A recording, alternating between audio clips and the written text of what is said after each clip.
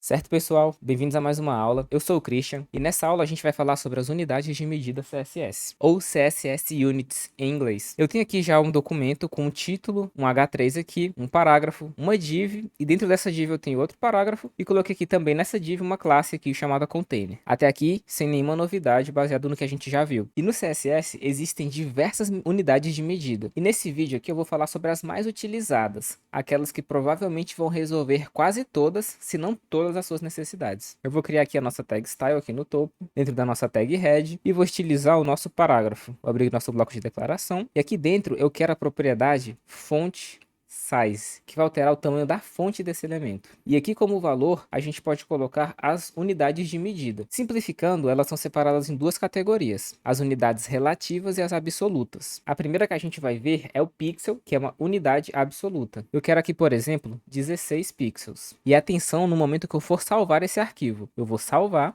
E veja aqui que o meu navegador recarregou, mas nada mudou no nosso site. Isso aconteceu porque a maioria dos navegadores, por padrão, já tem como valor base 16 pixels para seus textos. Dessa vez aqui eu não estou botando zoom, tá, no navegador, para a gente poder visualizar bem aqui essa questão de tamanho. Então talvez esteja pequeno aí no vídeo, mas vai ser para poder demonstrar aqui para vocês. E se eu vier aqui e alterar esse valor para 20, por exemplo, vou salvar. A gente agora percebeu que o nosso parágrafo ele aumentou de tamanho. Posso colocar até um valor maior aqui para ficar mais visível, uns 50, por exemplo, e veja aqui que nossos parágrafos agora eles têm 50 pixels de tamanho. E para ficar mais claro o porquê do pixel ser uma medida absoluta, a gente pode ir para a próxima unidade de medida, que é a EM. Ela é uma unidade relativa e é relativa ao elemento pi. Eu vou voltar aqui esse parágrafo para 16 pixels, vou salvar. Beleza, ele diminuiu. E vou colocar aqui agora, no lugar de 16 pixels, um EM. Vou salvar. E novamente, não teve nenhuma diferença. Imagina que quando a gente utiliza o EM, a gente está usando esse número para multiplicar o valor de referência, que nesse caso é o pi. Olhando aqui no nosso HTML, a gente tem esse p, que não tem nenhum tamanho de fonte definido. Então o navegador vai procurar pelo pi desse p, vai achar o body, que também não tem nenhum tamanho de fonte definido.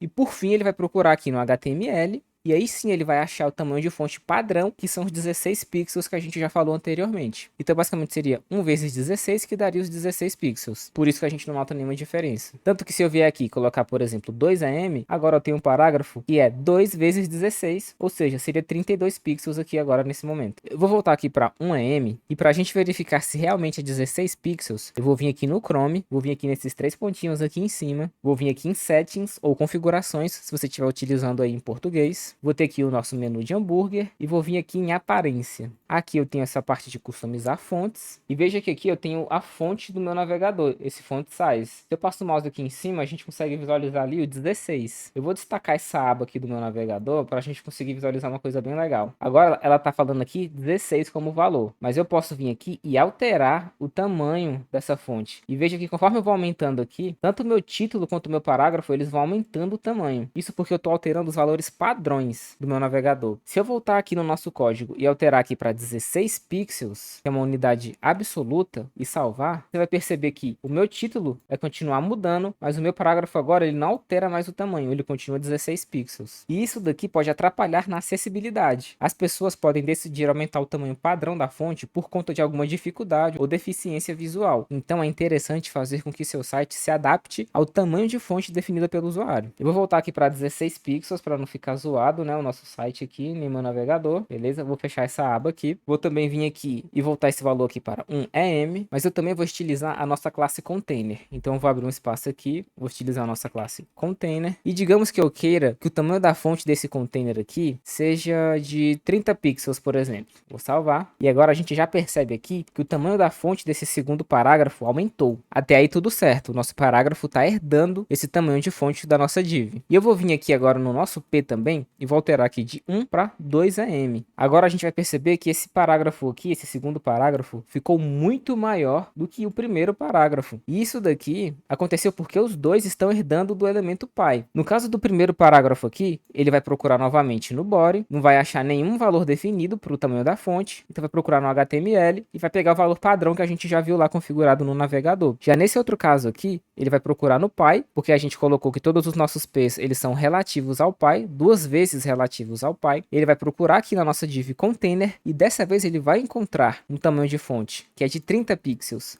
Então ele vai pegar esse valor de referência e vai multiplicar aqui 2 vezes, o que vai dar pra gente aqui 60 pixels de tamanho. Por isso que ele tá bem maior do que o nosso parágrafo aqui de fora. Mas você pode querer uma fonte que seja relativa, mas que não altere baseado no elemento pi. Até porque eu vou dar um outro exemplo aqui. Eu vou incluir aqui dentro desse parágrafo que está dentro da nossa div container, uma tag B, e aqui dentro eu vou colocar teste, por exemplo. Eu vou criar um estilo para esse B aqui em cima, e vou colocar que o tamanho de fonte que eu quero para ele vai ser de 2EM. Quando eu salvar, veja que o tamanho dele aumentou. Agora ele está bem desproporcional em relação ao restante da nossa página. E para analisar isso daqui, você precisaria, primeiro, procurar o pi desse elemento B, já que a gente está utilizando um tamanho de fonte relativo, que seria o P, que por sua vez também está utilizando o tamanho de fonte relativo, que seria aqui a div, que por fim tem um tamanho de fonte aqui absoluto, que é de 30 pixels. Mas já fica bem claro aqui que isso aqui não é nada legal, fica bem complexo de entender qual o tamanho dessa fonte. Aí então vai entrar o rem, R-E-M. Eu vou remover aqui esse B, e vou remover também ele aqui da estilização, e eu vou adicionar aqui o rem. Basta adicionar a letrinha R aqui, vou salvar. E os dois parágrafos agora, eles possuem o mesmo tamanho. Mesmo esse container aqui embaixo, ele tendo o tamanho de fonte especificado. Isso acontece porque o rem, ele é uma unidade de medida relativa, mas relativo ao elemento raiz do seu HTML, que no caso aqui é a própria tag HTML. Então ele só vai mudar o tamanho se a gente alterar diretamente a nossa tag HTML ou se o usuário alterar o tamanho de fonte padrão, que é exatamente aquele efeito que a gente mais vai desejar. E por conta disso, o rem, provavelmente junto com o pixel, vão ser as medidas mais utilizadas por você no seu desenvolvimento web. Bom, além disso, a gente tem a porcentagem, que tem o mesmo comportamento do EM. Eu vou alterar aqui para 5 rem, vou salvar, veja que o tamanho está bem grande. Isso daqui é o mesmo que dizer que eu tenho 500% do tamanho padrão. Então eu posso alterar aqui de 5 rem para 500%. Vou salvar e veja que o parágrafo de cima manteve o mesmo tamanho, mas o de baixo ele ficou maior, porque a porcentagem ela também é relativa ao pi, assim como o EM. Então a porcentagem e o EM eles se comportam da mesma forma. A próxima medida que eu quero mostrar é a view width, que é referente à largura da tela. Eu vou vir aqui na nossa classe container e vou adicionar uma borda de 1 pixel, uma borda sólida da cor vermelha. Vou salvar. Vou voltar aqui a nossa fonte para 2 rem, vou salvar. E vou adicionar aqui também no nosso container uma largura com a propriedade width de 50 VW, que seria a view width. E agora veja aqui que meu container, essa minha classe container, ela tá tomando aqui apenas 50% da tela. Assim como eu posso vir aqui, alterar, por exemplo, para 80, e agora ela está ocupando aqui 80% da minha tela. Vou voltar aqui para 50, e vou vir aqui no nosso parágrafo também, e adicionar uma largura, e dessa vez aqui eu quero 50%, eu quero a unidade relativa. Vou salvar, e para poder visualizar, eu preciso aqui colocar uma borda. Do jeito que está aqui, ele já está com 50%, mas como a gente não tem uma borda, a gente não consegue visualizar direito o que está acontecendo. Então eu vou colocar uma borda, vai ser de 1 pixel, 1 pixel, sólida, da cor preta. Vou salvar. E aqui olha que interessante, o parágrafo de cima ele está ocupando metade da tela, como a gente já esperava, por causa dos 50%, porque essa é a referência dele. Lembra? Ele vai procurando nos pis até que ele vai chegar ali no HTML, que tem o tamanho todo da tela. É o mesmo exemplo que a gente viu nas fontes. Mas o de baixo, ele na verdade está ocupando 50% do elemento que ele é filho. Ou seja, ele está ocupando 50% da div container. Se eu alterar aqui no nosso parágrafo de 50% para 50 VW, seria o view width,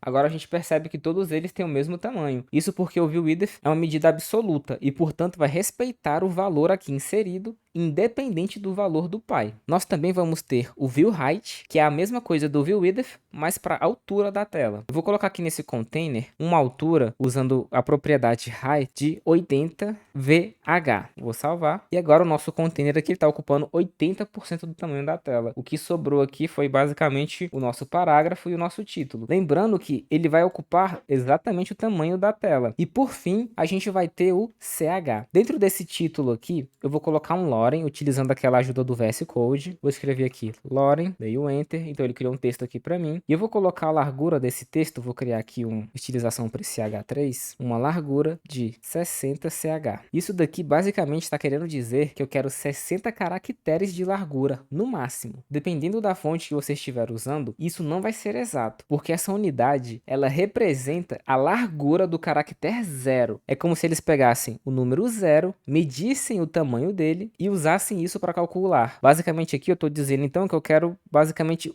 a largura de 60 caracteres zeros. Então, dependendo do tipo de fonte que você estiver usando, você pode ter mais ou menos caracteres, já que isso vai depender do caractere zero. Mas de toda forma, vai diminuir o tamanho do seu texto na tela. Então eu vou salvar e você vai perceber que aqui ele deu uma quebra. Eu posso até aumentar o tamanho da minha tela para ficar mais visível. E isso aqui ajuda muito em questão de acessibilidade, porque baseado em algumas normas, um texto que não seja tão largo, ele é mais fácil de ler, principalmente em telas maiores. E bom, pessoal, por esse vídeo é isso. Eu espero que vocês tenham gostado. A gente viu aqui as unidades de medida que a gente mais vai utilizar no CSS no dia a dia. Se vocês gostaram, cliquem no gostei, se inscrevam no canal, deixem um comentário aí para eu saber o que eu posso melhorar, qual conteúdo vocês querem ver aqui no canal. Eu vou ficando por aqui e te vejo na próxima.